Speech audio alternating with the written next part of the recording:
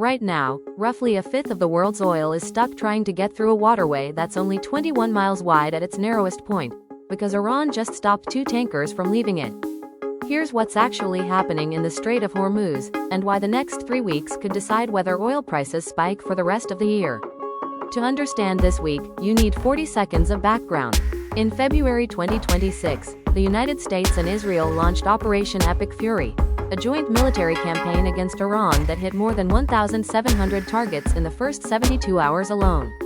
The opening strikes killed Iran's supreme leader, Ayatollah Ali Khamenei, at his residence in Tehran, confirmed at the time by Iranian state media itself, not just US and Israeli officials. Iran's command structure was shattered, and after 38 days, Iran agreed to a ceasefire that included reopening the Strait of Hormuz to commercial shipping. That ceasefire held for about 2 months. Then, in early to mid-July, fighting resumed, and shipping through the strait ground to a near halt again. By late July, Iran and Oman, which sits on the other side of the strait, were back at the negotiating table, trying to hammer out a framework for who controls maritime traffic through Hormuz going forward.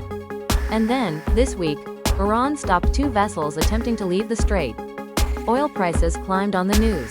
That's the flashpoint we're covering today. Here's why a shipping dispute in the Persian Gulf shows up in your life even if you've never thought about the Strait of Hormuz.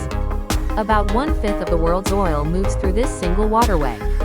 When ships can't move through it predictably, insurers raise rates, oil producers can't guarantee delivery, and crude prices move, which eventually shows up at the gas pump and in the price of anything that gets shipped. The current sticking point isn't just military, it's about who gets to govern the strait. Oman has proposed a 3-lane system.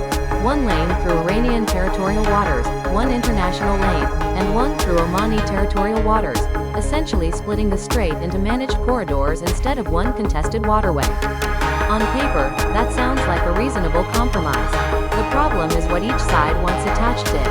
Iran is engaging with the proposal, but it wants to keep effective control over the strait and charge tolls for safe passage, treating it less like international waters and more like a road with a toll booth it owns. The United States and Oman are both opposed to mandatory tolls, because accepting that framework would set a precedent.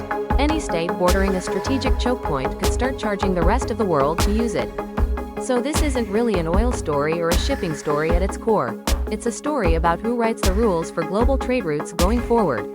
And it's happening at a moment when the ceasefire that was supposed to settle this is already fraying, which is exactly why Iran stopping 2 tankers this week isn't just a local incident.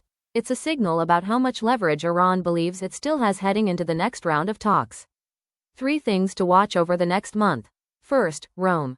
A second round of talks between Israel and Lebanon is scheduled for August 3rd, focused on Israeli withdrawals and Hezbollah disarmament, not Hormuz directly, but a signal of whether the broader regional de-escalation is holding or slipping, which matters for how much risk Iran is willing to take in the strait. Second, the toll question specifically. If Iran and Oman land on a framework without mandatory Iranian tolls, that's a genuine de-escalation signal. If Iran holds firm on charging for passage, expect this standoff to drag on, because the US and Gulf shipping interests aren't going to accept that precedent easily. Third, watch the shipping data itself, not just the headlines.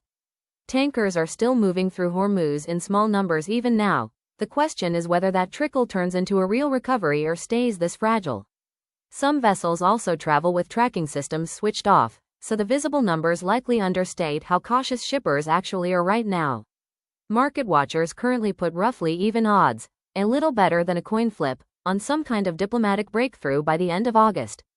That's not a prediction, just a sense of how uncertain this still is. The short version. A ceasefire from May is unraveling in slow motion, and the Strait of Hormuz is where that's showing up first, because it's the one place where military tension and global economic interests collide directly.